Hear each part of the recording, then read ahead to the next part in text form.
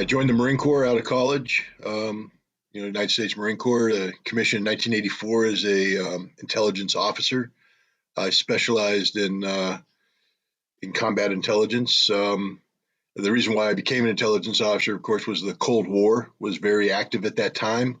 I was a Russian history major. I was the child of a career military officer, and I grew up overseas in Turkey and in West Germany, the front lines of the Cold War, and I was very familiar with the threat posed by the Soviet Union to the West. And indeed, one of the reasons why I joined the military was I firmly believed that there was going to be a conflict between the United States, NATO, and the Soviet Union. And if there was, I needed to be on the front line to defend my country and our allies from the threat posed by the Soviet Union.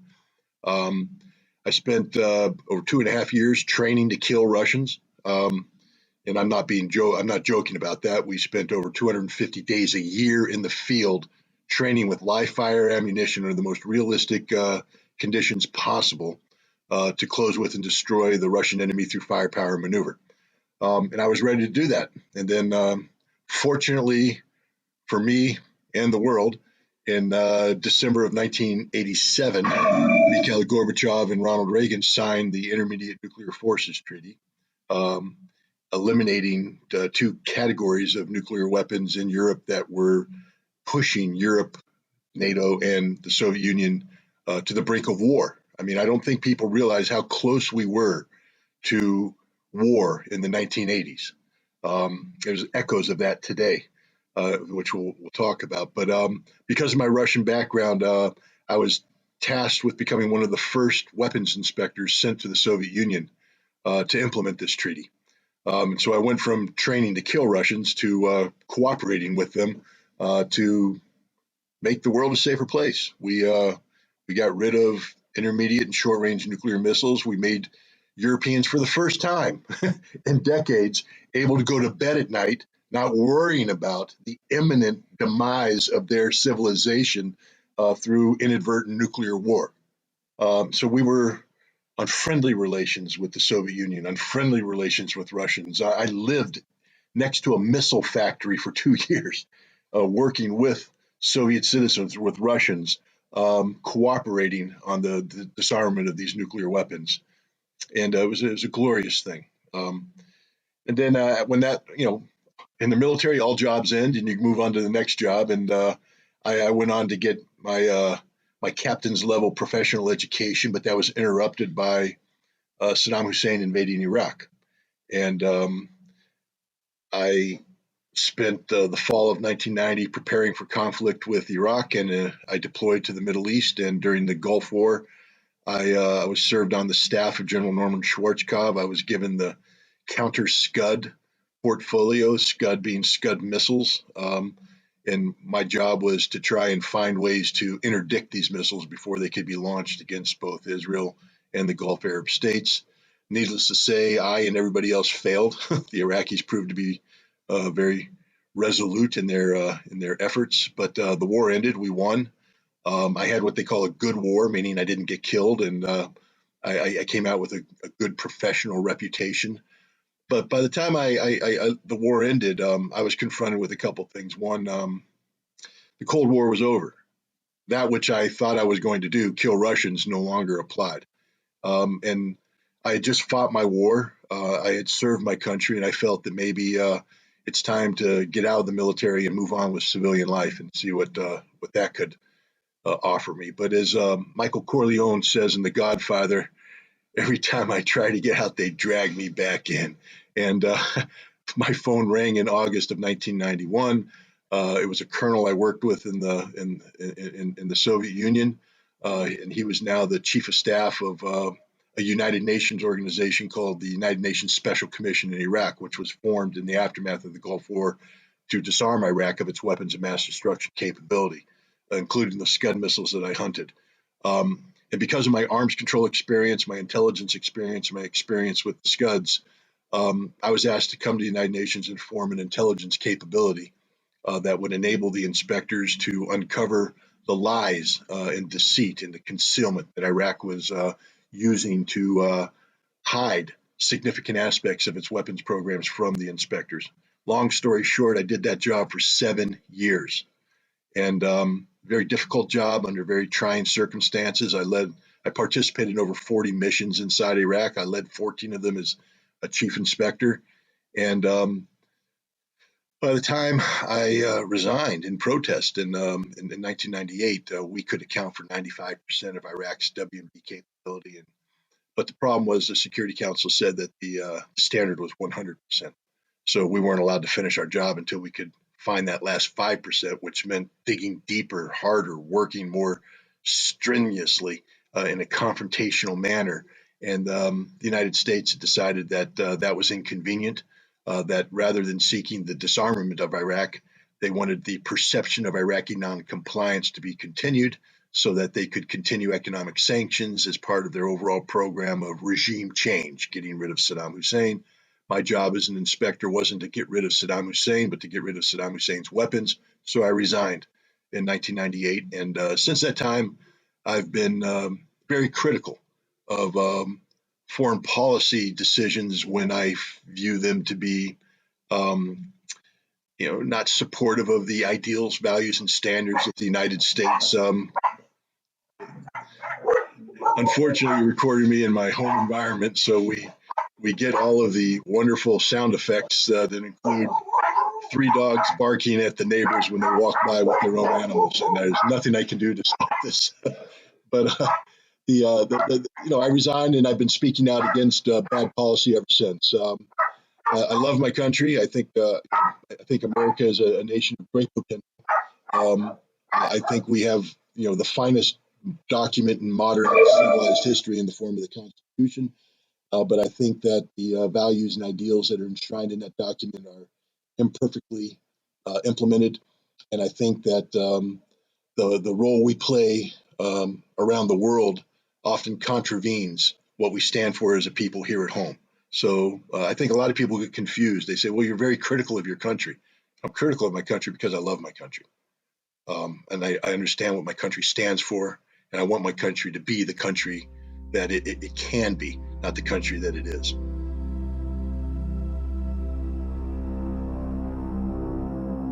I think I need to touch on 3 things before we get to the actual war. One is NATO. What is NATO? NATO, of course, is a defensive alliance, ostensibly defensive alliance, whose origins date back to the end of the Second World War. And the fear among many in Europe that they needed some sort of collective security structure to hold back any potential westward expansion of the Soviet Union. This is purely fictional. The Soviets weren't planning on expanding west.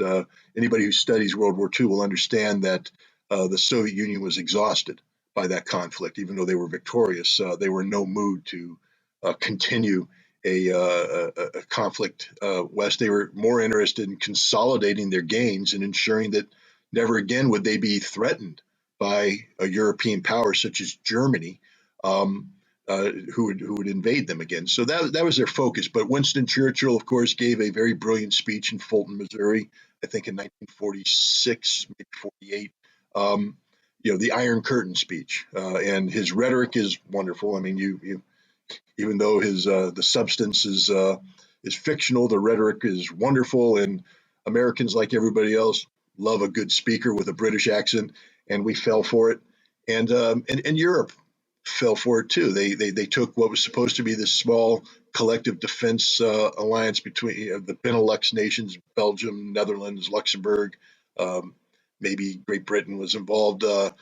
And they expanded it into NATO to bring the United States in. As Lord Ismay, the first Secretary General of NATO, famously said, what NATO was designed to keep the Russians out, keep the Americans in, and keep the Germans down. And we forget about that third part. And I'll talk about that in a minute because it's very controversial today to speak about that. To keep the Germans down. Never forget that NATO was formed only less than a decade after Nazi Germany was defeated. And when Nazi Germany was defeated, the world was struggling what to do with the Germans. Would we allow them to become an industrial nation? Would we allow them to unify? Would we allow them to exist? I mean, Germany lost the right to have a vote on that. They had endorsed the most odious ideology that the world has seen in modern times, especially, say, the Western world has seen in modern times. Nazi, National Socialism, as defined by Adolf Hitler and implemented by his henchmen.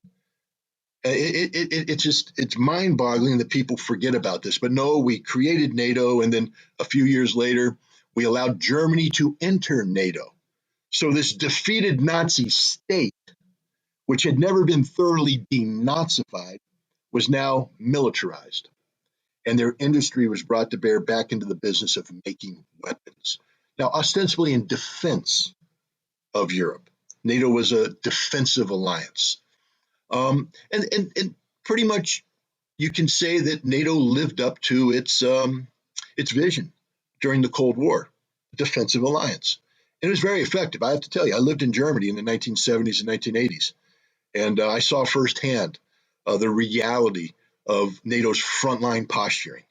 In the German villages where we lived, twice a year, the American tanks came rolling out in the farmer's field as they practiced for war. And we're talking about war on a scale that Europeans today can't imagine, even those in Ukraine. Millions of people ready to fight with the most modern weaponry possible, including nuclear weapons. Fortunately, the Cold War ended and we didn't have to have a conflict. But the question now is, what was NATO's purpose when the Soviet Union collapsed? What was the purpose of NATO? Especially given the fact that assurance has been given to Mikhail Gorbachev by the United States and other NATO members that if Germany was allowed to reunify after the fall of the Berlin Wall, that NATO would not expand 1 inch eastward, that there would be no movement, not only into Germany, but by extension, east into any other nations that might leave the Soviet orbit. That's in keeping with the defensive alliance. But it became clear that Europe has an identity problem. And what I mean by that is, for the decades of the Cold War, Europe was completely and utterly under the umbrella of the United States defense capabilities. Yes, Britain had a nice military, the British Army on the Rhine, very professional. The Germans had their own wonderful military. The French had their military. The Dutch had their military. Everybody had their military. None of it worked without the United States. None of it worked without the United States. So now the question is, now that the Soviet threat is gone, what does Europe do? And Europe had a problem. Almost immediately after the Soviet Union collapsed, you had the Warsaw Pact. You had the Warsaw Pact collapse. You had Eastern Europe open up with great unknowns. What's going to happen? You saw potential for unrest in Romania, where Nicholas Ceausescu and his wife were gunned down in a back yard. The Yugoslavia was destructing it in front of your eyes with horrible civil conflict. And NATO was the only unified military structure available to Europe to deal with this. So NATO's mission changed. It became not a defensive alliance, but it became a offensively oriented security alliance, where NATO was now deployed into Yugoslavia, NATO forces. And then later on, NATO was involved in an offensive regime change oriented action against Serbia, where NATO participated in something that Europeans said they would never again do, the redrawing of the European map. One of the key aspects at the end of the Second World War is we don't mess with the maps, man. We drew the lines. We gave a chunk of Poland to Ukraine, and we gave a chunk of Germany to Poland, and now the lines are solid. We don't renegotiate. Because the second you start erasing the lines, the Germans are going to start saying, remember those Germans I told you about, that Silesia is Germany, that Prussia is Germany. Maybe we need to march, east again and take them over. It's the last thought you want to enter any German's mind. But it's the last thought you want to enter, but we did it. NATO did it in Kosovo. And since then, NATO's expanded eastward in violation of every assurance they gave to the former Soviet leaders and also to the new Russian leaders, Boris Yeltsin. The conversations between Clinton and Yeltsin are stunning to listen to how dismissive the United States is of Russia concerns about NATO expansion. That this is purely, don't worry about it. It's benevolent. We're here to do good things. Really, ask the Serbs about that. And then you have a situation where a new Russian leader comes in, Vladimir Putin, and almost immediately he reiterates, "Hey, we're not happy about this NATO expansion. This is a threat to Russia. We have to ask you, why are you expanding? If it's about European security, then let us in. Let us join. Because if we join, then we're not going to be afraid of what your real intent is. But right now it looks like you're coming right up to our borders with an aggressive, militarized alliance that has carried out regime change, not only in Serbia, where they got rid of Slobodan Milosevic, but in Libya, where they got rid of Muammar Gaddafi. I mean, this is not a defensive alliance anymore. This is an offensive-oriented alliance, and I'm a little worried, Putin was thinking, about the rhetoric coming out of Washington, D.C. and Europe about how maybe you don't like the fact that I'm president and you want somebody like Boris Yeltsin to be president again, a weak president, and maybe you want to put pressure on Russia to have my system collapse, remove me, and replace me. It's a little worrisome. One of the best speeches ever given in the last 3 decades was the 2007 speech given by Putin at the Munich Security Conference. Read it. Not just the speech, but the questions, the answers that he gives to the questions afterwards. He put it right on the line. This is unacceptable, this expansion of NATO. Unacceptable to Russia. We view it as a threat. And yet, what did NATO do? In 2008 in Bucharest, they offered a membership application to Ukraine and Georgia, 2 former Soviet republics. How did Russia feel about that? Well, we don't even have to ask the Russians, although we know. Why don't we ask William Burns, the U.S. ambassador to Moscow, who wrote a memorandum called Niet means Niet, no means no, in February of 2009, where he said this is a red line for Russia, and that if the United States continues to insist on NATO expansion to include Ukraine, Russia will have no choice but to go to war. This is 2009. So people need to understand that what's happening today is not something new. This isn't Vladimir Putin waking up one morning going, oh man, I'm a little irritated, I'm going to invade Ukraine. This because. No, and it's worse. In 2014, the United States and the European Union orchestrated a regime change operation in Ukraine to get rid of the duly elected president, Yanukovych, and replace him with our boys. Remember, I'm not making this up. This is Victoria Nuland, who was at the time a senior State Department person who got on the phone and said, Yatsenko, future prime minister of Ukraine, he's our boy. And was this something that the United States was working in concert with the European Union? No. Remember what Victoria Nuland infamously said? F the EU. I won't use the real word, but F the EU. You guys know what I'm talking about. That was her dismissive attitudes towards Europe. This was an American orchestrated regime change operation in Ukraine for the sole purpose of undermining the authority and the legitimacy and the sustainability of Vladimir Putin's regime in Moscow. That's how the Russians saw it, because that's how it was. Russia's got the receipts, man. They got the intercepted conversations. They got everything. They know everything. But the West is ignorant. No. This is just sort of the expression of democracy in Ukraine. It's the people's will. Well, no, it was actually the people's will being hijacked by a very virulent, aggressive, neo-Nazi Ukrainian nationalist identity coming out of Lvov, operating under the memory of a guy named Stepan Bandera. Stepan Bandera is a Ukrainian nationalist who was operating in the 1930s, 40s, 50s. This is a guy who believes in the purity of the Ukrainian people. He cooperated with Nazi Germany during World War II. People talk about, for instance, the Babi Yar, infamous murder of 30,000 plus Jews. Ordered by the Germans, the triggermen were Ukrainians working for Stepan Bandera. People need to remember this. These aren't good people, these Ukrainian nationalists. They're Nazis. 80,000 of them joined the German forces immediately after the Germans entered. Over 250,000 ended up fighting for Germany during World War II. 250,000 Ukrainians fighting for Nazi Germany during World War II, motivated by the nationalism of Stepan Bandera. Now, when Germany lost the war, Stepan Bandera, being the Ukrainian nationalist that he is, jumped ship and went rogue, fought his own operation against now the Soviet occupiers. Who supported this? Well, when during World War II, Bandera was supported by an organization I think it was called the 12th Directorate. Basically, the intelligence, German intelligence in the east on the Eastern Front, run by a general named Gehlen. When the war ended, the Gehlen organization was taken over completely by the United States and incorporated into the CIA structure to continue anti-Soviet resistance. Nazi Germany was defeated by American troops and Soviet troops, but we took the Nazi intelligence organization in the East, made it part of our intelligence organization so we could continue to fight the Russians. And they did for 10 years with CIA funding.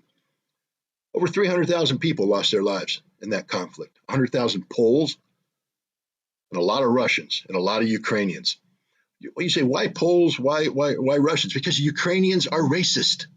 Stepan Bandera is a Ukrainian nationalist who views the Poles and the Russians as subhumans, and they needed to purify Ukrainian soil from these subhuman elements. I'm not making this up. It's all documented fact. Documented fact. The atrocities that they committed are mind-boggling. But these, this is the ideology that moved in on the Maidan. You see, because even though they were defeated militarily around 1954, the CIA continued to fund them from 1954 to 1990.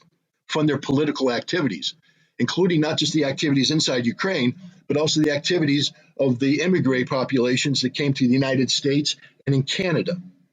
So you have very strong Banderist organizations, movements in the United States and Canada, which are promoting this notion of Ukrainian nationalism, trying to clean it up, because nobody likes to admit that. You want to make a Ukrainian uncomfortable?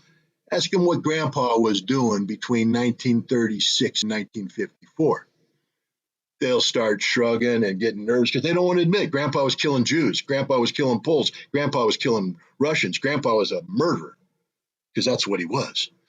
But now they cleaned it up. It's purely Ukrainian nationalism, they got away with it from 1990 when the Soviet Union started to move on. Ukrainian independence came up until 2014. But in 2014, Ukrainian nationalism raised its ugly head. It came to the Maidan, took over a peaceful demonstration, turned it violent, evicted Yanukovych, and then used the threat of force. Even though they're a political minority, these nationalists, they were able to expand their influence through the threat of force. And they bullied their way into power. They took over the Interior Ministry. They took over the police force. They created these volunteer units of thugs who went down to Odessa, for instance, and burned to death 46 Russians, burn or smoke inhalation, that they crowded into the Union of Trade building. They went to Mariupol, where they carried out brutal street fighting against the Russian majority population there, seizing control of that city, establishing their headquarters there. That's why this Nazi movement in Germany is called the Azov Regiment. Sea of Azov is the body of water next to Mariupol. Mariupol is a Russian city, but the Azov movement, these Nazis came down and put their headquarters in Azov, basically saying, we're in control. Then they set their eyes on the Donbass, started to make a move on Donetsk and Lugansk and the Russian populations there, who stood up and finally said enough is enough, and they started fighting. That led to 8 years of incessant warfare between the Russian, what we call separatists, because we don't want to be part of Ukraine that seeks to murder us, and Ukrainian nationalists. Now, the interesting thing is people say, well, these were volunteer units. We brought them into the military, so they're not as bad as people think. Imagine in the United States, the Ku Klux Klan, those white guys that wear the sheets and run around, burn crosses. Good people, stand-up Americans. Imagine if all the Ku Klux Klan thugs in the South got together and formed a militia battalion. And then the U.S. Army went, oh, we're just going to invite you in. We're going to bring you into the U.S. Army intact. And you get to do whatever you want to do. You can burn crosses, wear the stuff. It's okay, but now we control you. The U.S. Army just became a racist institution because it allows a racist unit inside. The Ukrainian military, by allowing the Nazi military organizations to be incorporated intact, became a Nazi unit. It's impossible to say otherwise. Um, and now these officers are now permeate throughout the Ukrainian military. Remember, these are the frontline troops. These are the heroes. They're fighting the Russians, the orcs. That's what the Ukrainians call the Russians, the orcs. They're subhumans. And so this is the conflict that's going on. And now they control everything. They put pressure on Ukrainian political leaders. They put pressure on Petroshenko, the president before Zelensky, saying that if you implement policies that we disagree with, we will Maidan you. Remember that term, Maidan, Kiev? That means that you're going to ransack his office, which they did. They mean they're going to threaten to kill him, which they did. And then when he was voted out and Zelensky came in, they did the same thing to Zelensky. There's a videotape out there of a senior Azov regiment official saying that if Zelensky signs the Minsk agreements, which is the peace accord negotiated under the Normandy format with Germany, France participating, if he signs it, we will hang him by the neck, kill him in the streets of Kiev. Now, normally when someone says that about a sitting president, security services sweep in and remove them because they committed a crime threatening the president. No, because the security service is the Azov movement, is the neo-Nazis. And today we have a situation where Zelensky is totally under the control of this odious Nazi ideology. All of Ukraine is. They saran wrap citizens to poles, pull down their pants, beat them, paint their faces green, call them orcs. They interrogate anybody who has a Russian background. They murder many of them. They terrorize their own people. And this is who we're defending. And we're defending them because we claim that they have a right to join NATO. Really, so NATO is now going to allow a military and a nation that is imbued with Nazi ideology to join. This is insane. This is literally the definition of insanity. And yet NATO hung out the promise of membership to Ukraine. From 1914 to 2022, they trained the Ukrainian military to be a de facto proxy of NATO, provided them some of the finest military training. They had great leaders. They had great equipment. They were well organized. They were big. We're talking 160,000 active duty with up to 600, 700,000 trained reservists. This was the Ukrainian military. And what's happened to it? It's being destroyed on the battlefield as we speak. They're losing a battalion's worth of men a day. They're going to lose this war to the Russians. And yet, and the reason why is because Ukraine bought into the premise that it could join NATO, that this was a good move, that Russia wasn't serious when Russia said that eastward expansion of NATO represents an existential threat to us. So now, in the midst of this, where Russia said, and has been saying since 2009, that if you continue to push for Ukrainian membership, we will go to war. And that war will result in the dismemberment of Ukraine, the destruction of Ukraine as a modern nation state. Nobody believed Russia until now. And yet, in the midst of this, we have Finland and Sweden saying, maybe we should join NATO. I don't know how you define eastward expansion of NATO other than saying Finland joining NATO. It's to the east. It brings it right up to the Russian border. But there's a more important thing here, the history of Finland. I mean, the Finns, I'm an American. Seems to me I have a better recollection of Finnish history than maybe the Finns do. Finland used to be part of Russia. Then the Russian Revolution came. Finland fought a civil war to free itself from Russia. But there was always this tenuous relationship that Russia couldn't trust the Finns. And in 1939, Russia said, yeah, we can't trust you enough that you're too close to Leningrad.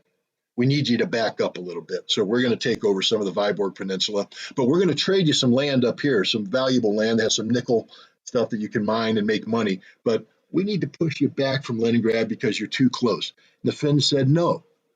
So it started a war. It's the Winter War of 1939, 1940. Finns have glorified this. We won the Winter War. No, you didn't. You won the first couple months of the Winter War. Russians came in ill-prepared. They ambushed them. Winter came. But when the winter ended, Russia reorganized and kicked Finland's butt. And Finland had to sue for peace because otherwise they were going to be destroyed, Literally, they're on the cusp of losing everything. So they surrendered. Do Finns remember that?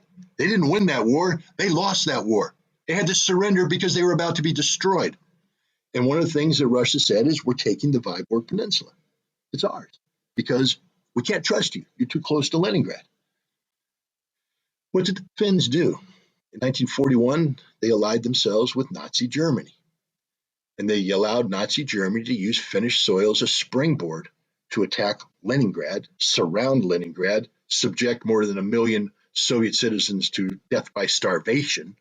They allowed Finnish soil to be used as a springboard to allow German troops to attack into northern Russia to try and seize strategic ports facilities in Archangels and Murmansk, the Kola Peninsula. And they did this for 3 years. And then here's the other lesson, Finland. You lost. The Russians beat you, man. The Soviets, they crushed you. They're on the verge of just swamping through you, taking you down, absorbing you, making you disappear as a nation state, but you sued for peace. And the Soviets said, okay, if you evict the Germans, we'll come up with a negotiated treaty. So the Finns turned on their German allies, kicked them out, and then in 1949, the Soviets signed a treaty. And here's an important part of that treaty. In exchange for allowing Finland to exist as a nation state, because it should never be allowed to exist as a nation state because you fought alongside the Nazis and you killed 1 million Soviet citizens. But in exchange for letting you survive as a nation state, you have to promise to be neutral in perpetuity. I don't know what the Finnish word for perpetuity is, but in English, it means forever. Neutral forever. Now, people say, well, you can't hold Finland to that. Yes, you can, and Russia will. And it's not as though Russia's been dictating unreasonable terms. When the Soviet Union collapsed and Russia re-upped this treaty, Russia had no problem with Finland joining, the European Union if they wanted to. If they want to join the European Commission, if they want to be part of Europe economically, go do it. But you can never allow your soil. You can never allow your soil to be used as a potential basing point for foreign troops to threaten Russia. That's sort of a given. And if you decide you're going to do that, you lose the right to exist instantly. It's going to happen. Finland needs to understand that Russia means what it says. When Russia says no eastward expansion of NATO, that it represents an existential threat to Russia, they mean it, especially when we're talking about Finnish soil so close to Russia's #2 city, St. Petersburg. Finnish soil so close to the Kola Peninsula, which has strategic value to the Russians. They're not going to let NATO operate on Finnish soil. They're not going to let Finland become part of NATO.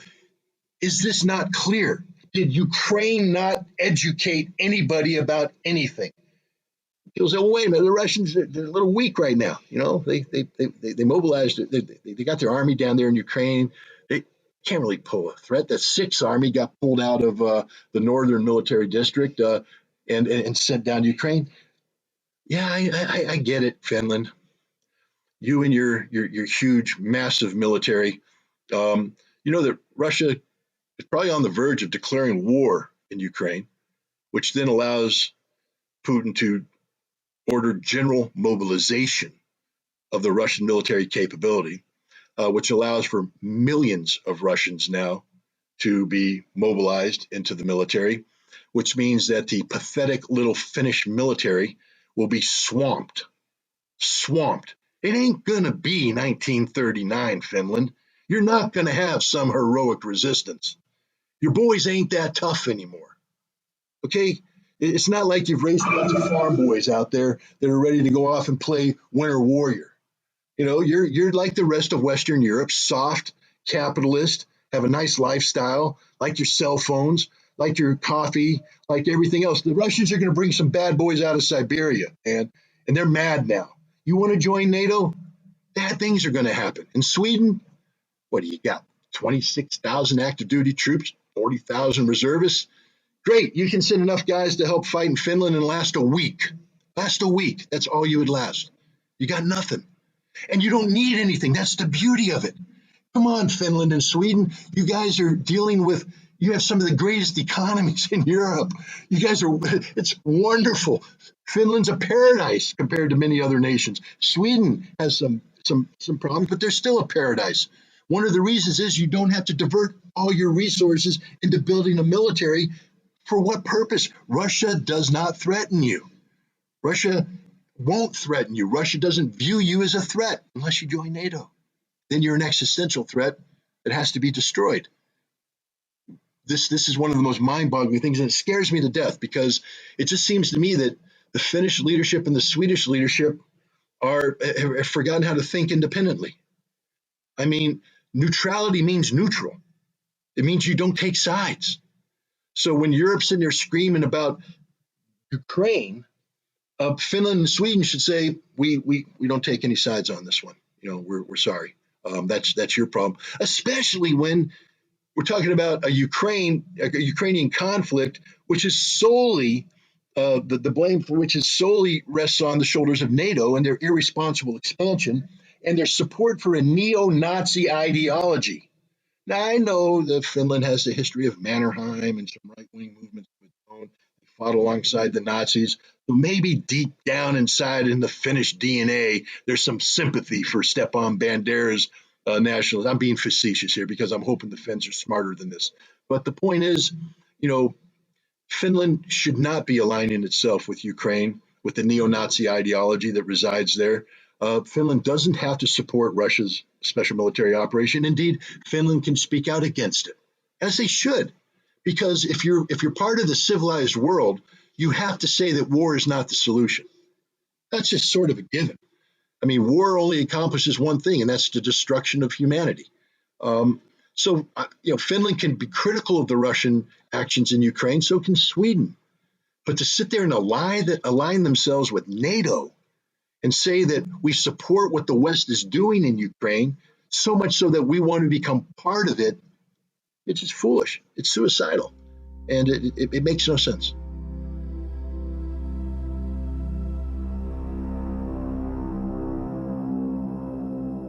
There's this notion going around about what's called the open door policy of NATO.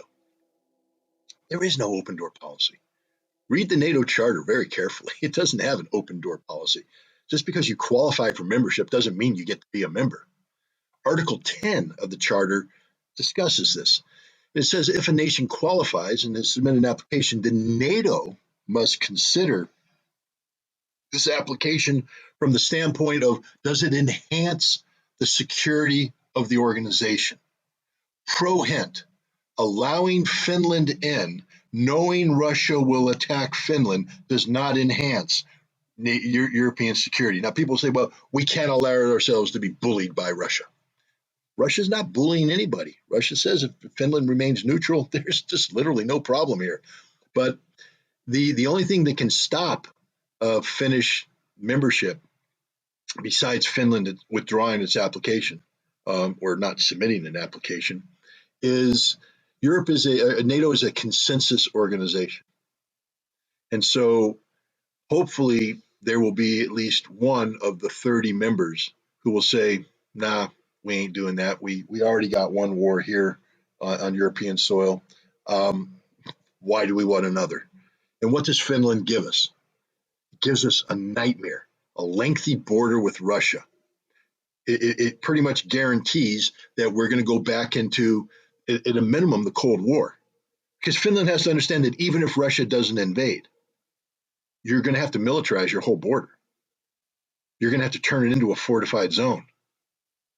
And you can't do that alone. So you're going to have to invite NATO nations. You're going to have to allow foreign troops on your soil. Is this really the future that Finland wants? I mean, it's absurd. But more importantly, is it the future that Europe wants? Can Europe afford this? Finland's doing this. I mean, this is sort of like, Finland pulling up to the Titanic after it hit the iceberg and saying, hey, got any room for extra passengers? Come on board, but we're sinking. NATO's going down. It's part of a Europe that can't function, cohesively anymore. People speak of NATO unity. There is no NATO unity. Poland and Hungary are almost at war with one another. Turkey doesn't want to be a part of NATO anymore. Turkey blames NATO for the conflict in Ukraine. Uh, when we get into energy policies, you know, Slovakia and Hungary have said we're not going to participate in European sanctioning of Russian energy. Germany will die as an economy if they do this. So, you know, is this really what Finland wants to join? Is this? I mean, because it's not working, man. Europe's not working.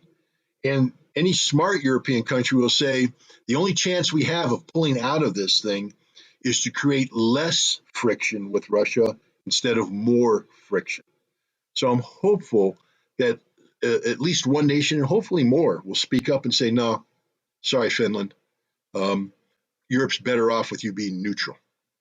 I mean, Finland has to think about what it's doing. Does anybody have a thinking cap in Finland? I mean, this is the question. I don't ask this facetiously. You know, they have a great fighter in the FA-18. And if they want to get, you know, a better fighter, they can go out and get it. But why the F-35A? Why the F-35? A, it sucks as a fighter. Please, Finland, do your research. It breaks all the time. It doesn't work. It's been oversold. Thank you for supporting the American military-industrial complex. We enjoy the billions of dollars you'll be sending us, but we're giving you a piece of garbage airplane that you'll be lucky to get. You know, 60% operational rates in peacetime, and in combat, it breaks instantly. Plus, the Russians shoot it down because it's not as stealthy as everybody thinks it is. But what's more important about that aircraft is that it is nuclear capable. That means that it's designed to be able to deliver nuclear weapons. And NATO just did a posture review where it talks about taking US B-61 nuclear bombs, which are currently stationed in Europe, and making them available to non-nuclear nations. And they're expanding this now to any nation that has the F-35A. Poland, for instance, will now become a nation that is capable of delivering American-made B-61 nuclear bombs. Wow. And Finland, when you bring in your F-35A, trust me, the first thing that NATO is going to say is you need to start cross-training your pilots to deliver nuclear weapons. Is this really the direction Finland wants to go? Because you have to understand, Finland, when you join NATO, you give up a whole bunch of sovereignty because now you're part of an alliance that's going to start dictating things to you, saying you have to do this. If you want our support, you have to do this. Right now, Russia has declared the Baltics to be a nuclear-free zone. They've respected this. Finland joins NATO and survives because, look, it's not a guarantee Russia's going to go to war against Finland. Russia's got a lot of problems of its own right now. Economic sanctions are hurting its economy. It's bitten off a lot in Ukraine. It's got to digest that first before it swallows Finland. So maybe they'll just seek to militarize for the moment. But part of that militarization will be the deployment of tactical nuclear weapons throughout the area, and every Finnish city will now be targeted with a nuclear weapon or two or three or four or a dozen. Okay, so Finland, you do now know that if there is a war with Russia that begins, for instance, in Moldova, are the Finns ready to die for Transnistria? I mean, it's just a question I want to ask the average Finn. I'd love to walk in Helsinki. You ready to die for Transnistria? Because you're going to. You're going to die because when that goes to war and then the Romanians attack and then the Russians counterattack, the Americans send in a brigade, it gets annihilated. So the Americans use a tactical nuke. Boom, boom, boom, boom, boom. It's all over. Helsinki disappears in a cloud of radioactive dust. That quick. 200,000 degree suntan. I know you guys like your sun, but you're going to get a big tan. You're going to burn to death. You're going to fry because the Russians are going to nuke you automatically. It doesn't matter anymore that you're Finland and you're not that you had nothing to do with Moldova. You're part of NATO, therefore you're now part of the target package, man. And when the Russians start pushing the buttons, the target package is all inclusive. It doesn't prejudice against anybody. So every Finn will die. Every Finn will die. That's your future. There's no other future. It doesn't get better than this. It only gets worse. Joining NATO is a suicide pill. Either short term with a mercifully bloody Russian invasion, but at least Helsinki still survives. The Finns still live. Or long term with thermonuclear holocaust that kills everybody. That's Finland's future. Literally, that's your future. There is no other outcome. NATO is not going to prevail. NATO is collapsing. And the best that Finland can hope for is to remain neutral, stay above the fray, survive.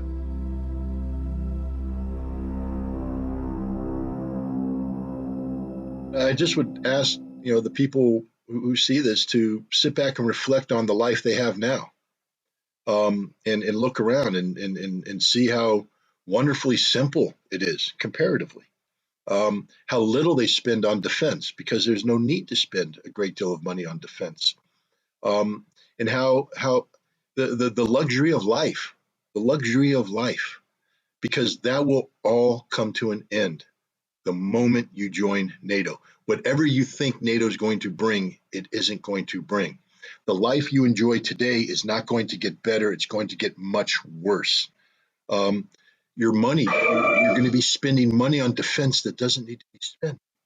You're going to be asked to do things from a defense standpoint that you never would have considered before.